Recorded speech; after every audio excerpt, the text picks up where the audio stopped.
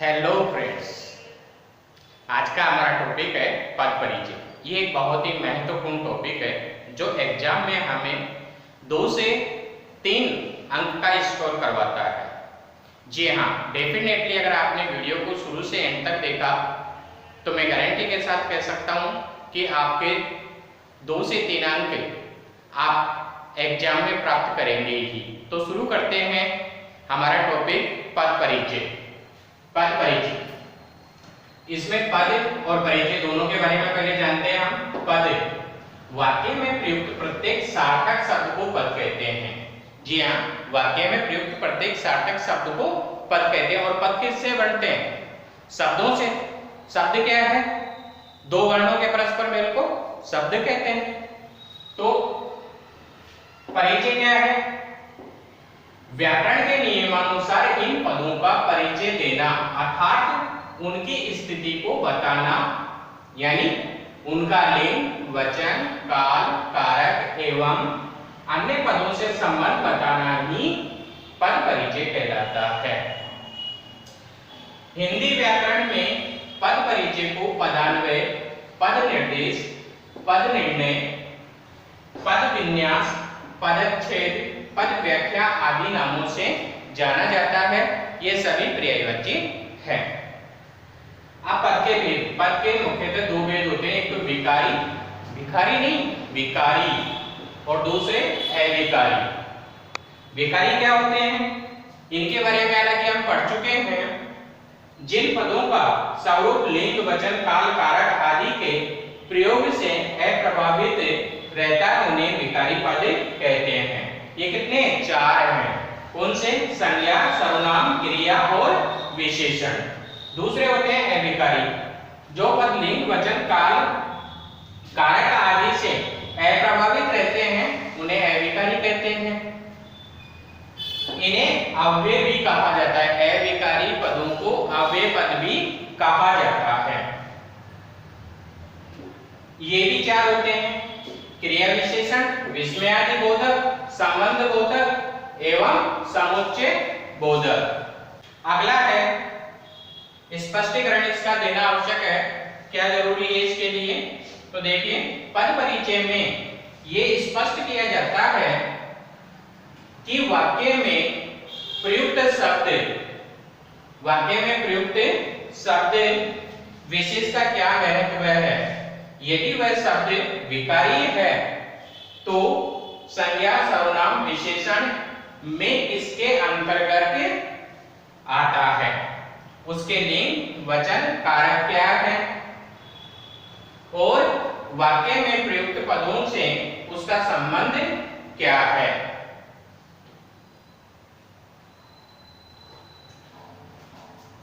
यदि अविकारी है तो क्रिया विशेषण, संबंध बोधक, समुच्चय बोधक या विस्मयादि बोधक से उसका संबंध बताया जाता है।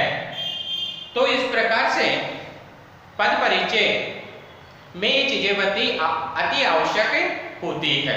अब इसमें हमारा पहला आता है संज्ञा पद परिचय। संज्ञा का पद परिचय करने के लिए आवश्यक है संज्ञा पदों का अन्वय करते समय संज्ञा, उसका भेद, लिंग, वचन, कारक तथा क्रिया से उसका संबंध बताया जाता है। जैसे एग्जाम्पल में, राम वहां 10वीं कक्षा में पढ़ता है। इस वाक्य में आपसे अंडरलाइन करके ये पूछा जाएगा कि रेखांकित पदों का पद परिचय कीजिए। रेखांकित पदों का पद परिचय दीजिए। तो अब हम इनका पद परिचय देते हैं रेखांकित पदों का। पहला राम। राम क्या है?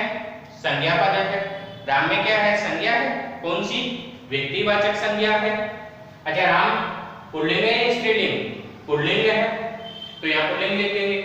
क्रिया एक वचन में चल रही है या बहुवचन में? एक वचन में ही चल रही है, तो एक वचन। राम क्रिया का कर्ता है, तो यहाँ कर्ता कारक हो गया, और बेटा है वो क्रिया का कर्ता। दूसरा 10वीं, ये विशेषण पद हो गया। कौन सा? संख्यावाचक विशेषण। क्रम बताया जा रहा है इसलिए क्रम सूचक हुआ। 10वीं किसमें है? स्त्रीलिंग, क्रिया एक वचन में चल रही है इसलिए एक वचन, और कक्षा विशेषण का विशेष्य। इसी प्रकार से कक्षा में संज्ञा पद ही है। कक्षा किसके तहत आएगी? स्त्रीलिंग के तहत। तो स्त्रीलिंग एक वचन में क्रिया चल रही है इसलिए एक वचन, और में यानी अधिकरण कारक बैठा है या क्रिया से उसका संबंध बताया गया है। इसी प्रकार से दूसरा एग्जांपल, गंगा हिमालय से निकलती है। यहाँ गंगा और हिमालय से इन रेखांकित पदों का पद परिचय करना है। तो गंगा संज्ञा पद हो गया, व्यक्तिवाचक संज्ञा हो गई, स्त्रीलिंग एक वचन और क्रिया का कर्ता है। इसी प्रकार से हिमालय से ये भी संज्ञा पद है।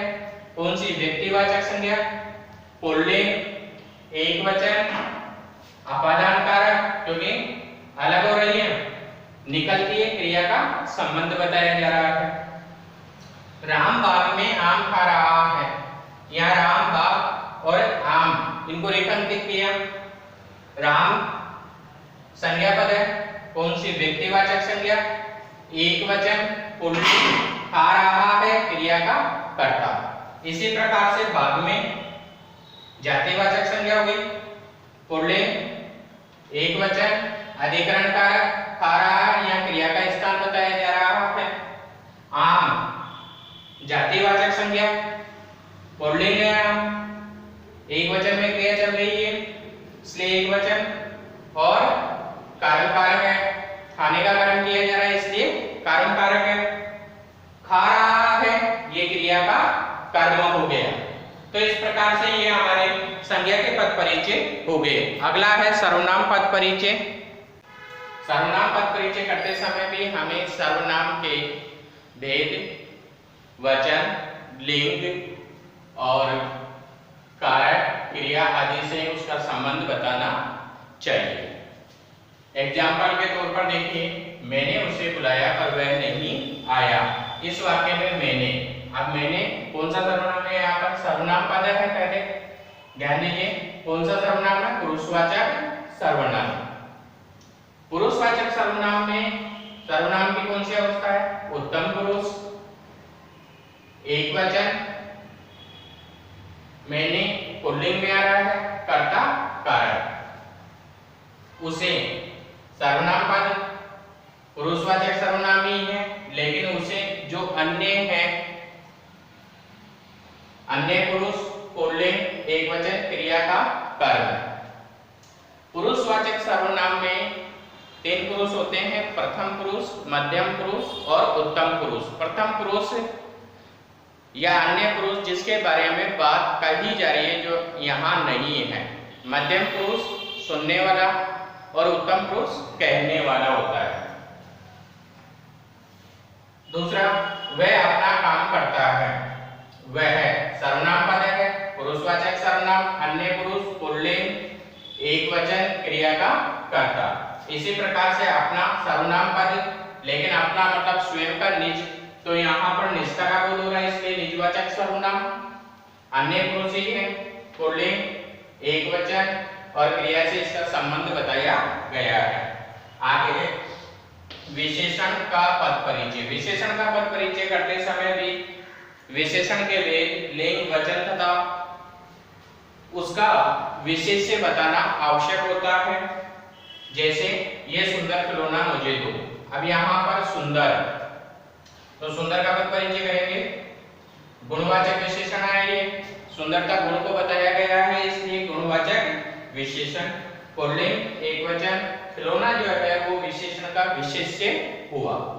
इसी प्रकार से प्रिया 10वीं कक्षा में की श्रेष्ठतम छात्रा है। यहाँ पर 10वीं और श्रेष्ठतम, तो 10वीं यहाँ पर संख्या का बोध हो रहा है, विशेषण पद तो है, लेकिन विशेषण पद कौन सा विशेषण है? संख्यावाचक विशेषण, तो यानी संख्यावाचक विशेषण, स्त्रीलिंग एक वचन, कक्षा विशेष्य का विशेषण का विशेष्य। इसी प्रकार से उत्तम और श्रेष्ठतम या उत्तम, तो यहाँ पर उत्तम या श्रेष्ठता जो है गुण बताया गया है, तो गुणवाचक विशेषण, पुल्लिंग एक वचन, उत्तम अवस्था, और छात्रा जो है वो विशेषण का विशेष्य है। क्रिया का पद परिचय। क्रिया का पद परिचय करते समय हमें ध्यान में रखना चाहिए क्रिया के भेद, लिंग, वचन, काल, वाच्य आदि ये हमें बताने चाहिए। फॉर एग्जाम्पल, अध्यापक ने छात्र से पाठ पढ़वाया। यहाँ पर पढ़वाया जो शब्द है इसका हमें पद परिचय देना है। तो इस वाक्य के अंदर कौन सी क्रिया काम कर रही है? प्रेरणार्थक क्रिया, सकारात्मक, भूतकाल, सकारात्मक क्रिया है लेकिन सकारात्मक में प्रेरणार्थक है। भूतकाल में क्रिया चल रही है, पढ़वाया, इसलिए यानी अभी नहीं, पहले पढ़वा चुका है इसलिए भूतकाल कर्मवाच्य है। अन्य पुरुष पुल्लिंग, एकवचन और छात्र कर्ता कारक। इसी तरह से बालिकाएं नृत्य कर रही है। यहाँ कर रही है, क्या कर रही है? नृत्य कर रही है। तो क्रिया कौन सी हुई? सकर्मक क्रिया। अभी कर रही है प्रेजेंट टाइम में, इसलिए वर्तमान काल हो गया। नृत्य करने का कृत, छात्राएं कर रही है तो कृतवाच्य। अन्य पुरुष स्त्रीलिंग और बहुवचन, क्योंकि एक छात्रा नहीं है, बहुत सी छात्राएं हैं। इसी तरह से अगला है, ये तो हुए विकारी पद, अब है अविकारी। अविकारी पदों को यानी अव्यय पद भी कहा जाता है, अविकारी को अव्यय पद भी कहा जाता है। तो देखिए इसके पद परिचय देखिए, जैसे फॉर एग्जांपल गधा धीरे धीरे चला, ये क्रिया विशेषण के तहत आ गया। धीरे धीरे रीतिवाचक क्रिया विशेषण है, क्रिया विशेषण पद है लेकिन कौन सा? रीतिवाचक क्रिया विशेषण। चला क्रिया की विशेषता को बताता है। अध्यापक अभी आए हैं, अभी, तो अभी का पद परिचय किया हमने। अभी मतलब समय को अवगत कराया जा रहा है, इसलिए कालवाचक क्रिया विशेषण हुआ इसमें। आए क्रिया की विशेषता को बताता है। राम तेज दौड़ता है, यहाँ पर तेज, तो तेज क्रिया विशेषण है और दौड़ता है ये क्रिया की रीति को बताता है। दौड़ता है यहाँ पर ये क्रिया की रीति को बता रहा है। अगला है वह कम सुंदर है, यहाँ पर वह है, वह है ये प्रविशेषण है। सुंदर शब्द यहाँ पर विशेषण की विशेषता को बता रहा है। इसी प्रकार से अरे ये क्या हो गया, यहाँ अरे ये विस्मयादि बोधक अव्यय है और किसको क्या हो गया यानी आश्चर्य को सूचित करता है, इसलिए आश्चर्य सूचक हुआ। बालक और बालिकाएं कहाँ गए, और